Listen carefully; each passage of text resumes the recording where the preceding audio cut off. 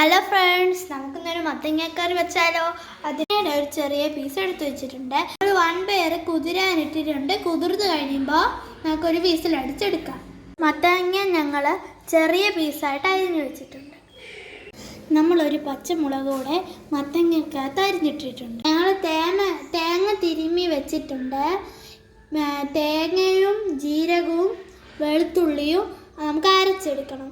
ഈ തേങ്ങ നമുക്ക് ലാസ്റ്റ് കടുക് വറുക്കാൻ വേണ്ടി വെച്ചേക്കുന്നതാണ്. അപ്പോൾ നമ്മുടെ വൻപയർ കുക്കറിലിട്ട് വിസിലടിച്ചെടുത്തിട്ടുണ്ട്.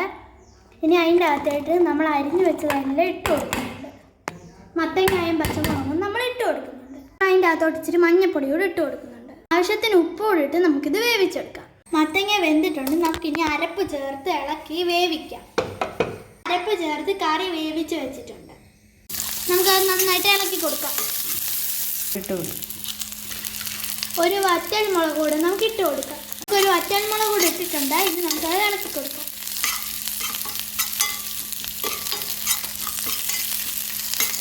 ഇത് നമുക്ക് നല്ലപോലെ മൂപ്പിച്ചെടുക്കാം.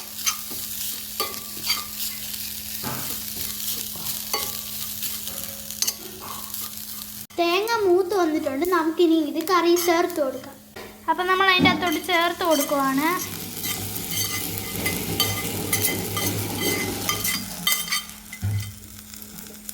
നമ്മുടെ മത്തങ്ങക്കറി ഇവിടെ റെഡി ആയിട്ടുണ്ട്. ഇഷ്ടപ്പെട്ടാൽ ലൈക്ക് സബ്സ്ക്രൈബ് ചെയ്യാൻ മറക്കല്ലേ.